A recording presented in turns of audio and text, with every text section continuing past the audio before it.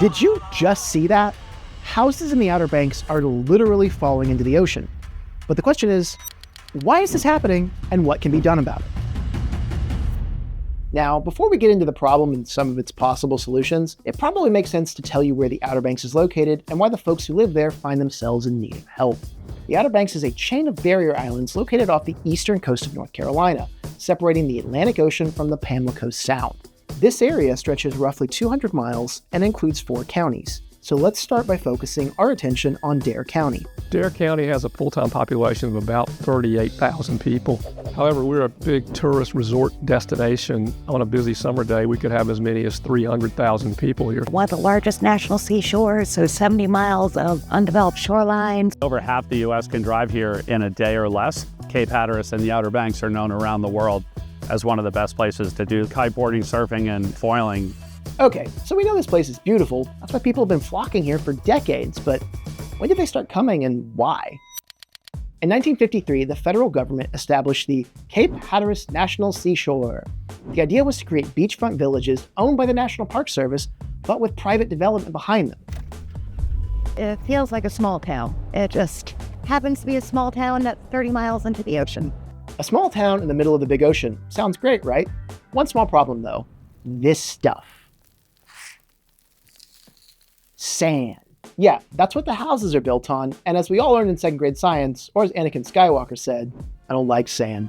It's coarse, it's rough, it's irritating, it gets everywhere. So, the first scientific factor responsible for these houses hitting the water is something called barrier island migration. These are all villages that are on a barrier island. They jokingly will have stickers and say, life on a sandbar. Barrier islands usually are self-sustaining because they undergo what are called ocean overwash processes. You have a storm or a high tide event. The sand is eroded from the beachfront and thrown up onto the beach and sometimes into the middle of the island, and in some cases, the backside of the island. And so the island, while it eroded from this side, it was gaining on the other side because the sand moved across. But you'll notice because of that process, it migrated, it shifted westward. You may have also noticed these are large permanent structures, not exactly easy to migrate. As humans, we have built large dunes. They were part of the 1930s Public Works project, but the problem is that they don't allow the ocean to kind of naturally shift the barrier island west. The minute that you put a highway like Highway 12 or houses or any sort of man-made infrastructure on an island, you're telling that island it can no longer move. So we have what we call coastal squeeze going on, where the islands are essentially eroding from both sides and they are narrowing completely. When you think about it, it all seems pretty obvious. The island is moving, and anything built there will inevitably be threatened. So why are we putting homes so close to the oceanfront? Well, they weren't exactly built that way in the beginning. They're not new properties. Most of them were built in the 1970s and 80s. So that house had a backyard, sometimes multiple dunes, and then a large white sandy beach. From 1953 until today, as erosion has occurred, which is a totally natural process, that beach has been slowly receding. So the shoreline is receding, and folks have been watching it slowly happen for decades. Heck, it even got so bad they had to move the lighthouse. That doesn't seem like something you can just call your buddies up to help with like you did with your last couch. Hey boys, what are you doing Saturday? I need help moving a 4.5-ton lighthouse. In 1999, they moved the Cape Hatteras Lighthouse. This is probably the last photo ever taken of the lighthouse with the beacon on in the original location. Okay, so the sand that provides the foundation of the islands is moving, but the structures built on top of it are definitely not. So what's going on here? Spoiler, climate change. This is wreaking havoc all over the world, whether you're talking about floods, droughts, fires, or in this case, accelerated erosion rates. In areas such as Verdanthe that are these hot spots, you're seeing erosion occur at an accelerated rate. And it's not just erosion due to natural process. The Outer Banks sits at the meeting point of 2 major currents, the Labrador Current to the north and the Gulf Stream coming from the south. So extreme weather patterns are also playing a role here. So over the last 10 years, I've dealt a lot with watching the weather. It's definitely become a lot more severe and more frequent. When I lived here the first 10 or 15 years, we would have flooding from the Pamlico Sound occasionally. 2011, Irene It just blew the doors off of everything. And that was the highest storm surge I've ever seen here. So you've got the natural process of barrier island migration, sea level rise, and heightened storm surges, all converging on this small island chain. In fact, Michael Flynn and David Halleck, who you have already seen in this video, co-authored a comprehensive study of shoreline change rates over the last 25 years. And they determined that erosion is not only systemic, but accelerating in the Outer Banks. We're not only talking a few inches here. Some areas are averaging over 3 meters of movement a year. What's that in freedom units?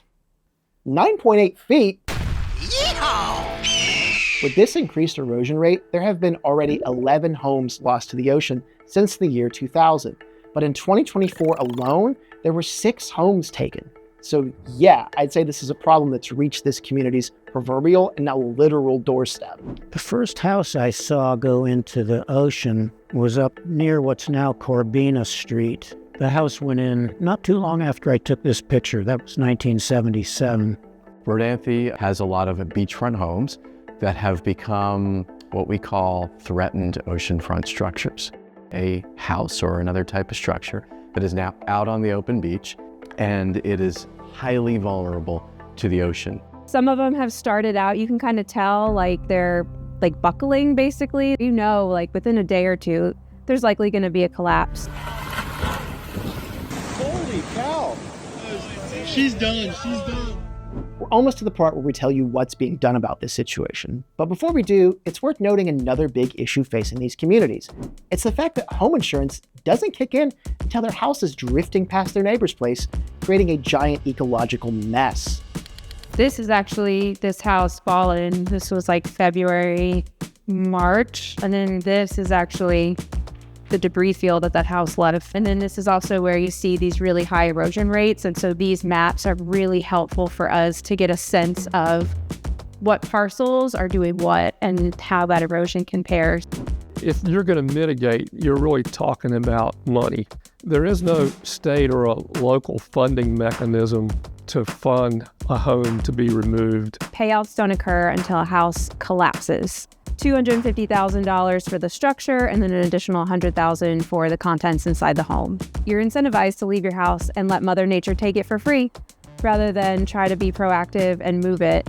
How do you incentivize someone to move it, to mitigate the harm that it's going to do if you allow it to fall? So, unfortunately, some insurance companies' position on this is, we don't pay until your house floats away.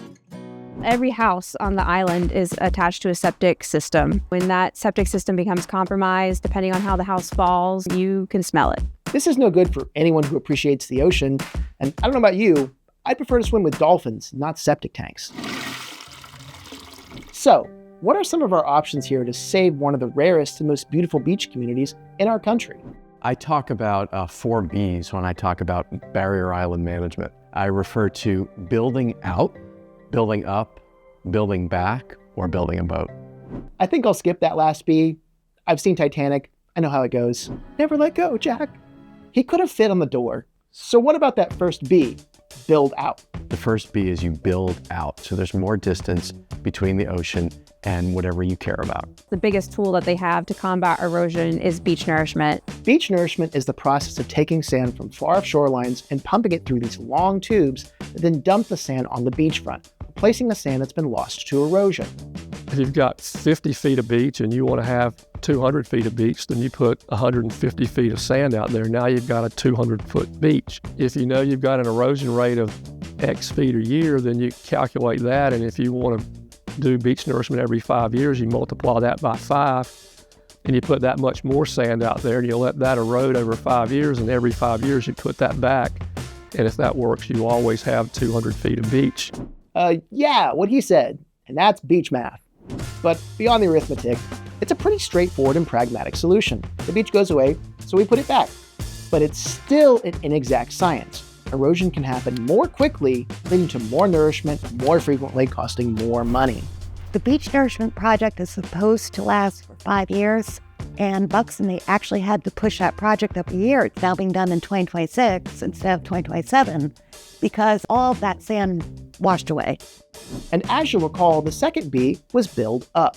You have a road, let's just say it's at ground level, it's being frequently overwashed by sand and flooded or even damaged by the ocean. You build it up. You build a bridge, you build an elevated causeway. This now allows the ocean to go underneath that and you can travel on the bridge. One of the big things that has been addressed is the washover areas in what was called S-turns, which is a stretch of Highway 12 just north of Rodanthe. And that was the #1 hotspot. So a bridge was built in over the Pamlico Sound to bypass the S-turns area on Highway 12. And beyond bridges, we have our third B, build back. So if you have a road, if you have a house and erosion is threatening it and the barrier island is moving westward, you adapt by moving back with it. Last year, a Rodanthe homeowner spent roughly $200,000 to move his property inland about 100 feet. I mean, 100 feet of movement costs about as much as some people spend to build an entire home. And that homeowner that moved his property has to cover all of the costs. There have been a lot of instances of people relocating houses or even just relocating it a matter of feet on their same parcel back to give them an extra season or two, kind of putting a Band-Aid on this wound. The bad news is these things are happening. The good news is they're happening really slowly, and that gives you the opportunity to mitigate those and come up with ways to solve some of the problems that they create. It's important to find solutions that preserve these natural wonders. And sometimes, a natural solution could be just what's needed.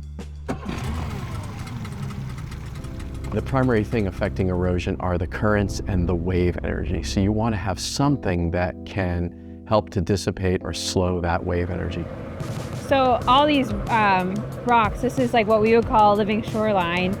Off the coast west of Rodanthe, you can see something called a living shoreline, a more sustainable, nature-based way to potentially calm the waters.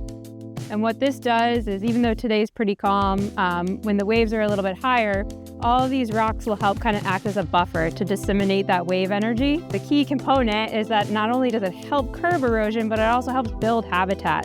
So these rocks reduce wave energy heading towards the island, which then reduces potential erosion. Plus, this area now serves as a place for oysters and other sea life to grow.